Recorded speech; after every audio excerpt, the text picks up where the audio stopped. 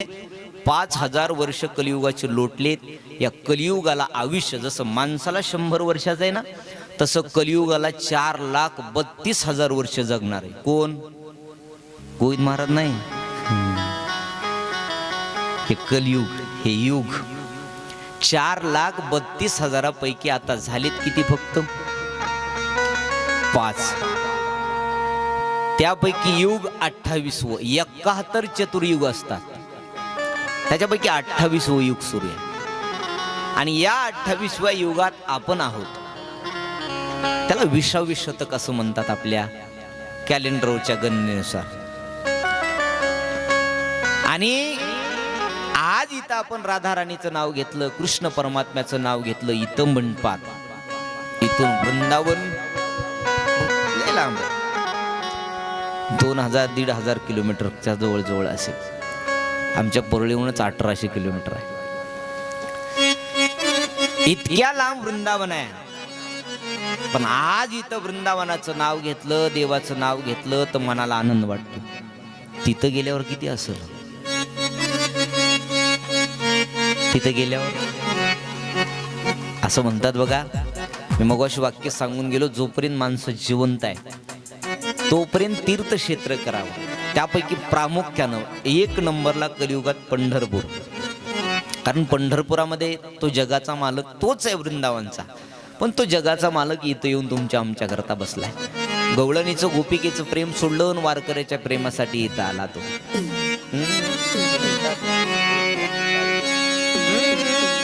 शंभू या दीपा माझी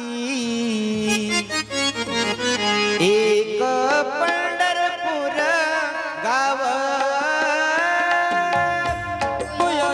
माझी एक पंढरपूर गाव. शंभू या दीपा माझी एक पंढरपूर गाव. जमुया माझी एक पंढरपूर गाव. ओ धर्माची नगर देखा, विठू पाटील त्याचे नाव. धर्माचे नगर देखा, विठू पाटील त्याचे नाव. हो चला जाऊ तया ठाया, काही भोजन मागावया. तया ठाया, काही भोजन हो चला जाऊ, चला चला चला चला चला चला चला जाऊ तया ठाया, काही भोजन मागावया.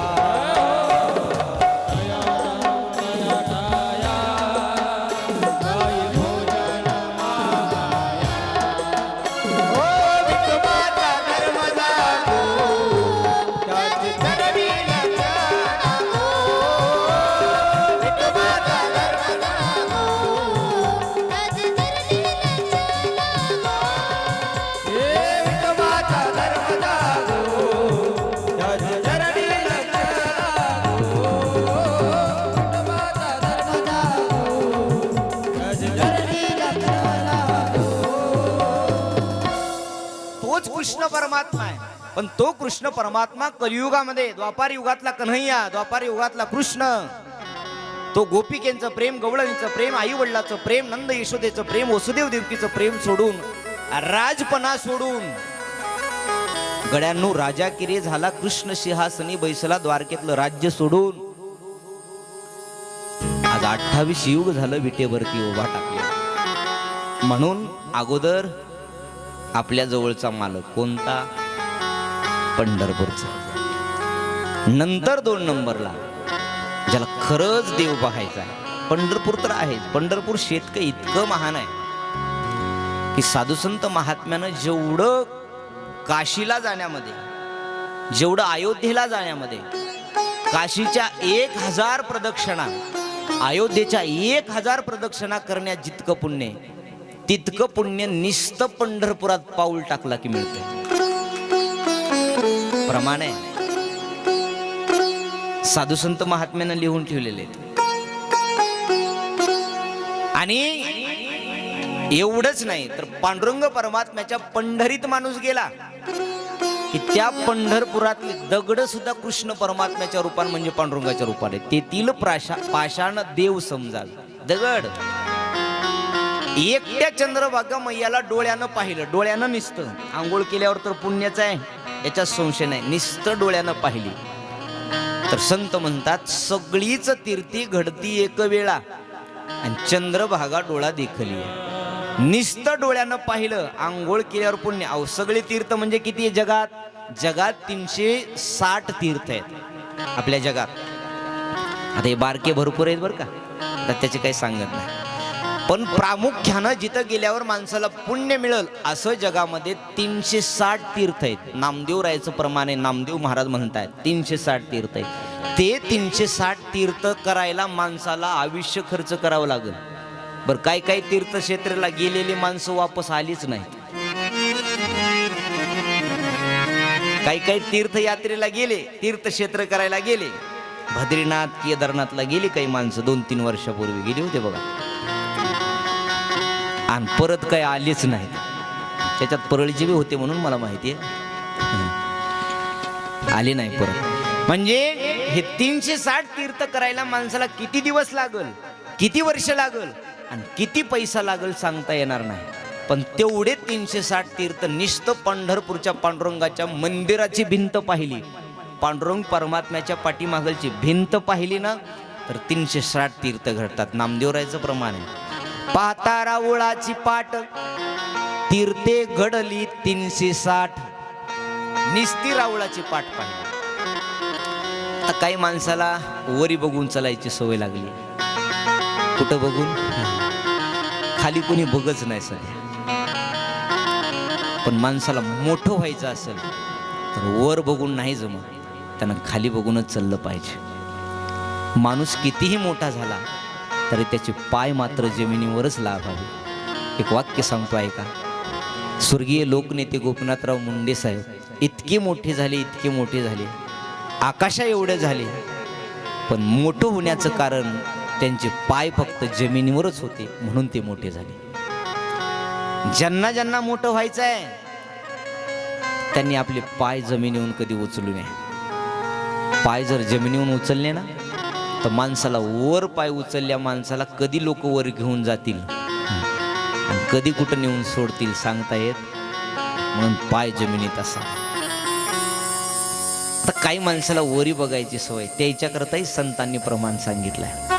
वर बघायचे पंढरपूर गेल्यावर निस्त पांडुरंग परमात्म्याचा कळस पाहायचा. वर बघायचंय ना तर पांडुरंगाचा कळस पाहायचा. पांडुरंगाचा कळस पाहिला की तुकोबराय म्हणतात, तुका म्हणे मोक्ष देखिल्या कळस तात्काळ हा नाश अहंकाराचा. निस्त वर पाहिलं कळस पाहिला की त्याला मुक्ती आहे, मोक्ष आहे. देवाचं दर्शन गेल्यावर मुक्ती आहे याच्यात संशयच नाही. राऊळाची पाठ मंदिराची पाठ पाहिली तर 360 तीर्थाचं पुण्य पदरात आहे. चंद्रभागा मैया डोळ्यानं पाहिली तर सगळी तीर्थ जगात जेवढे आहेत तेवढे पुण्य आहे. आणि पांडुरंगाचा कळस पाहिला तर त्याला मोक्ष मिळतो. त्याच्यातला सगळ्यात मोठा तुमचा आमचा जो अहंकार नावाचा विकार आहे तो तात्काळ नाश पावतो.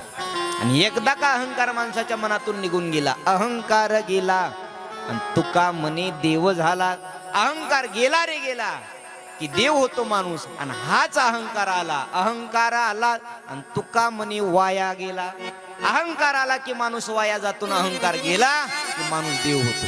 पण सध्या प्रत्येकाच्या जवळ आहे तो कोण? मी नाही बरं, प्रत्येकाच्या जवळ आहे तो. प्रत्येक जण म्हणतंय हो मी आहे म्हणून तर होत आहे, मी आहे म्हणून तर एवढं होत आहे, मी आहे म्हणून हे चालतंय, मी आहे म्हणूनच झालंय, मी आहे म्हणूनच केलंय. तुमचं बी सांगू, आमच्या इकडचं बरं, इथलं नाही माहिती. मी आहे म्हणून नांदली, नाही तर दुसरी आमच्या इकडं आहे का नाही माहित नाही. हा जो मी आहे ना, हा मी माणसाला मनात बसू देत नाही, हा मी माणसाला माणसात बसू देत नाही. आणि हा मी माणसाला कधी माणसातून उठवून घेऊन जाऊ शकेल सांगता येत नाही. माणसानं किती बी मोठं व्हावं पण या अहंकाराला जवळ येऊ देऊ नये. अहंकार नाही जोड आला की जीवनाचं कल्याण झालं. मी म्हणून जगण्यात मजा नाही, आपलं म्हणून जगण्यात मजा आहे. तो अहंकाराचा नाश होतो. ऐका, पंढरपूर सांगायचं, पंढरपूर क्षेत्र अगदी महान आहे. तिथं पंढरपूरला म्हणून पहिलं 1 नंबर तीर्थक्षेत्र करायचंय ना, तर अगोदर कुठं जायचं? कोण कोण गेले पंढरपूरला? हात वर करा बरं. वा, सगळेच गेले. तर वा आजी, टाळ्या वाजवा आजीच्या. पहिले म्हातारी भारीच होती हो जरा.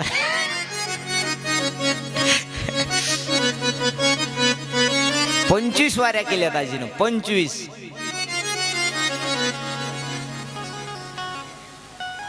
वा, 20 पायी वाऱ्या, 25 वाऱ्या. आता कल्पना करा, 25 वाऱ्या ज्या आजीनं केल्यात तिला पुण्य लाभणार नाही का? अहो 100% लाभल. आजी काळजी करू नका, कमी पडलं तर माझ्या हिशाच देतो. बघा, वाचले हा.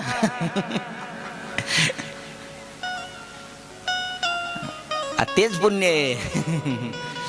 देव सगळ्याला संधी देतो. देतो का नाही?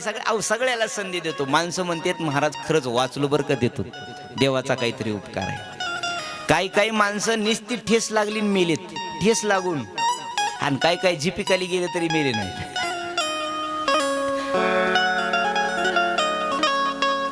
खरंच आहे ते. पुण्याईचं पारड जड भरलं ना. साधू संत महात्मे म्हणतात, न मोडे काटा हिंडतावन. जित जाताल जाको राके साइया ताको मार सके ना कोई. बालन बाका होता जिसका जिस पर प्रभु का हात है. असं म्हणतात. मारने वाला है भगवान, तारने वाला है भगवान. मारने वाला है भगवान, तारने वाला है भगवान. जल तल पृथ्वी आकाश पे केवल उसकी सत्ता है. प्रभु इच्छा के बिना यहाँ हिल सके ना पता है. तारने वाला है भगवान, बचाने वाला है भगवान. मारने वाला है भगवान, बचाने वाला है भगवान. कधी कुणाला मारायचं त्याच्याच हातात आहे, आणि कधी कुणाला तारायचं त्याच्याच हातात आहे. म्हणून 1 नंबरला तीर्थक्षेत्र करायचं तर पंढरपूर. पंढरपूर सारखं तीर्थ नाही, चंद्रभागे सारखं तीर्थ नाहीये. ऐका, एक वाक्य सांगून जातो जाता जाता आठवलं. ज्ञानोबराय तुकोबराय सारखे संत नाहीत. ज्ञानोबराय तुकोबराय सारखे संत नाहीत. ज्ञानेश्वरी गाथ्यासारखा ग्रंथ नाही. पंढरपूर सारखा देव नाही. चंद्रभागेसारखा तीर्थ नाही. आणि आपल्या वारकरी संप्रदायासारखा संप्रदाय जगात दुसरा कुठला नाही. आणि हे वारकरी संप्रदाय अगदी महत्वाचा आहे. अहो, ग्रंथ समजल्याशिवाय संत समजणार नाहीत, आणि संत समजल्याशिवाय भगवंत समजणार नाही. ज्या दिवशी ग्रंथ समजतील, म्हणून पहावे पुराणी विचारून. हरिपाठ पाठ आहे, हरिपाठातले पहावे पुराणी विचारून. विश्वास बसत नसेल, आता कायला विश्वासच राहिला नाही. मग नाही विश्वास बसत ना, काना गाथान वाचा. पांडुरंग परमात्म्याचं महात्म्य, पंढरीचं महात्म्य. नामदेव महाराजांना सांगितलेलं, सगळ्या संत महात्म्यानं सांगितलं की पंढरपूर क्षेत्र किती महान आहे. चला पंढरपूरला जायचं. 2 नंबरला वृंदावनला. वरून बघायला पंढरपूर चांगलं दिसेल का नाही माहित नाही, पण अंतकरणातून पाहिलं तर पुन्हा जगातलं कोणतंच तीर्थ आवडणार नाही, इतकं मात्र गॅरंटी आहे. तसंच वृंदावनात आहे. वृंदावनात काय, अवधे द्वापार युगामध्ये भगवान कृष्ण परमात्म्यानं जेवढ्या लीला केल्यात तेवढ्या आजही तिथं पाहायला मिळतात. जिथं रास क्रीडा खेळली भगवान कृष्ण परमात्मा. निधिवन आजही आहे.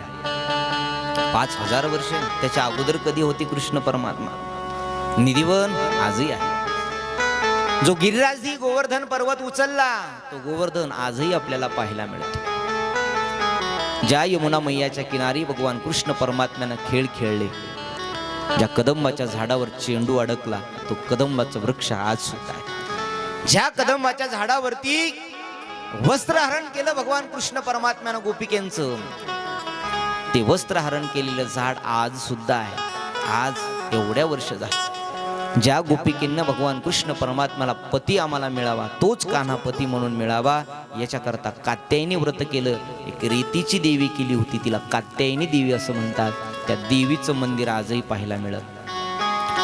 ज्या भगवान भोलेनाथानं या रास क्रीडेचा आनंद घ्यायचा म्हणून वृंदावनात आले आणि येऊन स्त्री रूप धारण केलं, शृंगार केला गोपीचा, गोपी बनली.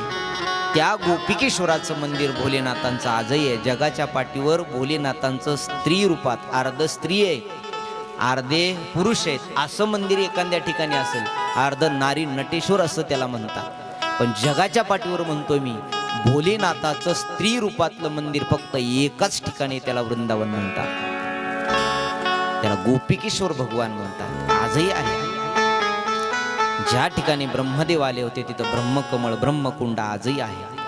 त्या वृंदावनातल्या मातीत मी राहिलो.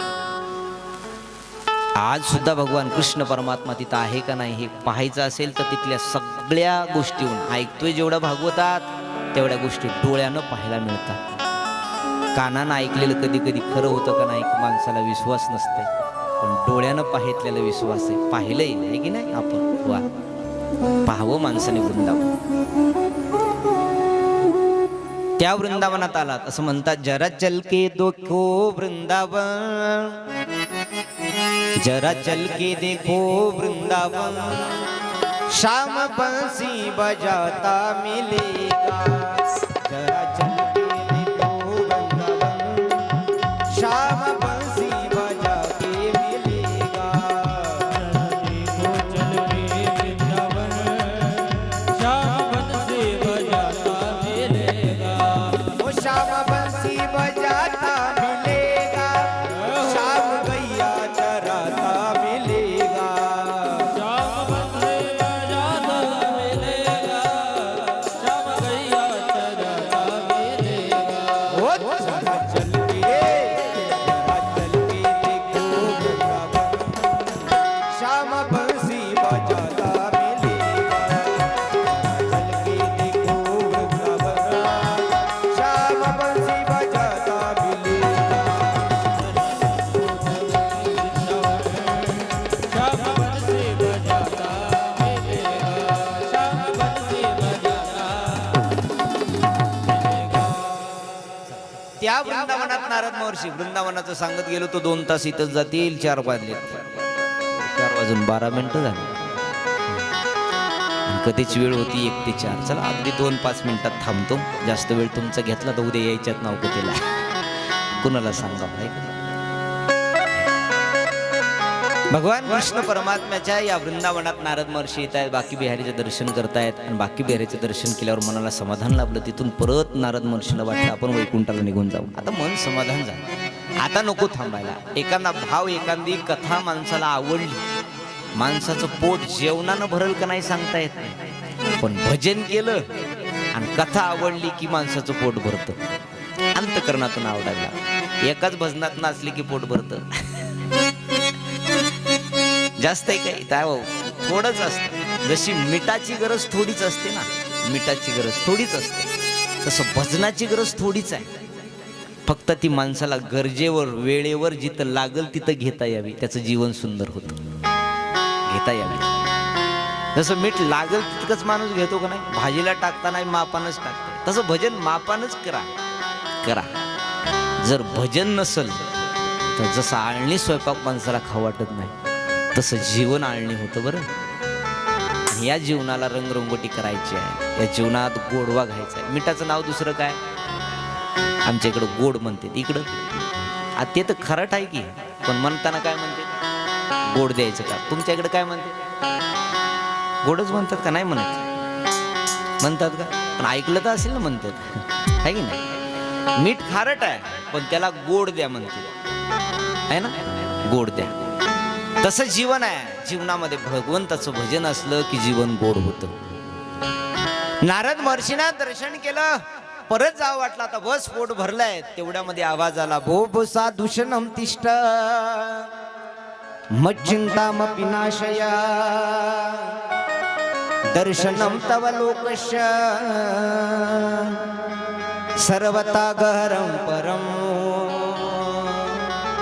आवाज आला पाठीमागून, भो भो साधुशनम तिष्ठ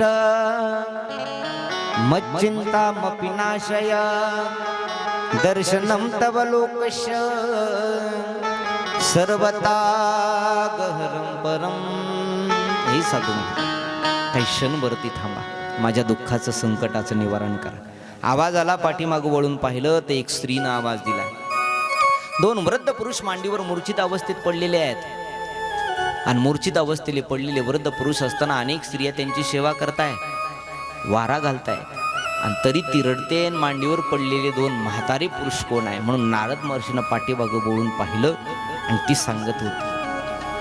नारद महर्षी म्हणले, एवढ्या स्त्रिया तुझी सेवा करताय, तू तरुण दिसतीस, तुझ्या मांडीवर वृद्ध पुरुष पडलेले, कोण आहेत हे?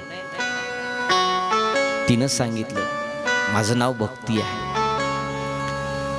अहम भक्ती रीती ख्याता इमो मे तनयो मते ज्ञान वैराग्य नामान कालयोगी नजरजरी. माझं नाव भक्ती आहे. हे वृद्ध पुरुष पडलेले दुसरे कुणी नाही, माझे दोन मुलं, एकाचं नाव ज्ञान आहे, दुसऱ्याचं नाव वैराग्य आहे. या काळयुगानं, या कलियुगानं आमच्यावर ही वाईट परिस्थिती आणली आहे. पहा ना, मी तरुण आहे, माझी मुलं वृद्ध आहेत. वास्तविक मी वृद्ध असाय पाहिजे, मुलं तरुण असाय पाहिजे. नारद महर्षीला दया आली. नारद महर्षी म्हटले, अरे घडलं कसं, इथं कशी आली? अगं भक्ती, तू तर वैकुंठात राहणारी, तू ज्याच्याकडे गेलीस त्यालाच देव मिळतो, दुसऱ्याला देव मिळेल का नाही सांगता येत नाही. आणि मग तू इथं कशी येऊन पडली? तिनं सांगितलं, घडलं असं, माझा जन्म कर्नाटकात झाला, माझा जन्म द्रविड देशात झाला. मी कर्नाटकात वाढले, कर्नाटकातून मी महाराष्ट्रात आले, महाराष्ट्रात काही ठिकाणी मला सन्मान मिळाला. महाराष्ट्र ही संतांची भूमी आहे. उत्तर प्रदेशला गेलात, त्या बॉर्डरवरच लिहिलेलं असतं, देवभूमी में आपका स्वागत है, लिहिलेलं असतं. तसं महाराष्ट्रात संत भूमी में आपका स्वागत है. महाराष्ट्र ही संतांची भूमी आहे. जेवढे देवाचे अवतार झाले तेवढे उत्तर प्रदेशात झाले आणि जेवढे संत महात्म्याचे अवतार झाले तेवढे महाराष्ट्रात झाले. महाराष्ट्र भाग्यवान आहे.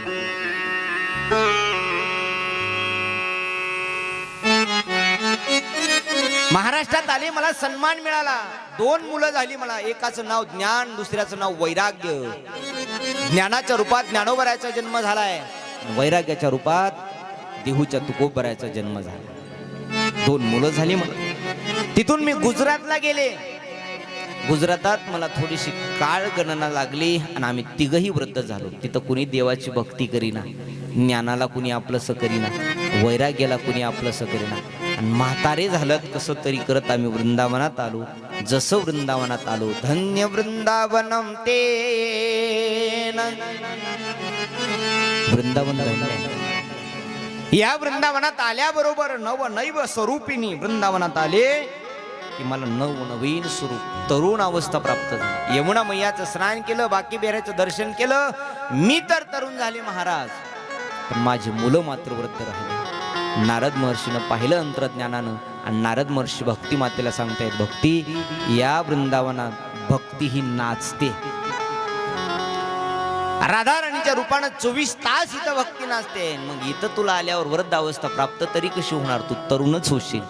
असं एक साधू संत महात्म्याचं प्रमाण आहे बघा. देवाच्या भजनात, देवाच्या कीर्तनात, ज्ञानोबराय तुकोबरायच्या वारीत, आषाढीचा जो वारी आहे ना, पंढरपूरचा वारी सोहळा, तिथं माणसं 90 वर्षाचे, 80 वर्षाचे म्हातारे सुद्धा तरणे होऊन नाचत नाचत दिवे घाट पार करतात. ही ताकद कशाची आहे? ही ताकद देवाच्या भजनाची. म्हातारी सुद्धा तरुण होतात आणि आनंदानं नाचतात. हे असं एखाद्याला म्हणलं जाय, तुला लाख रुपये देतो दिवे घाट चढत, ते तिकडच मरून पडल, वापस येत नाही. नाही येत आहे आणि ते आहेच का.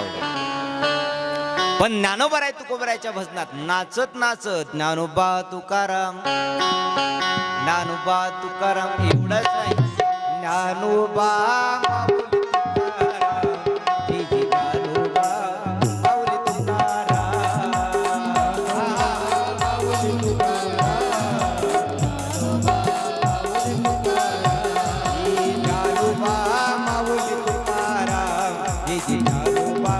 माऊली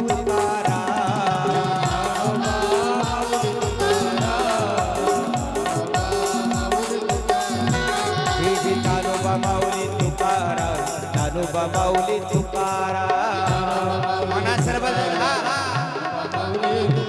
हरी ज्ञानोबा माऊली तुकाराम ज्ञानोबा माऊली तुकाराम ज्ञानोबा माऊली तुकाराम जय जय ज्ञानोबा माऊली तुकाराम ज्ञानोबा माऊली तुकाराम हे ज्ञानोबा ज्ञानोबा ज्ञानोबा ज्ञानोबा ज्ञानोबा ज्ञानोबा ज्ञानोबा ज्ञानोबा ज्ञानोबा ज्ञानोबा ज्ञानोबा ज्ञानोबा ज्ञानोबा माऊली माऊली तुकाराम माऊली तुकाराम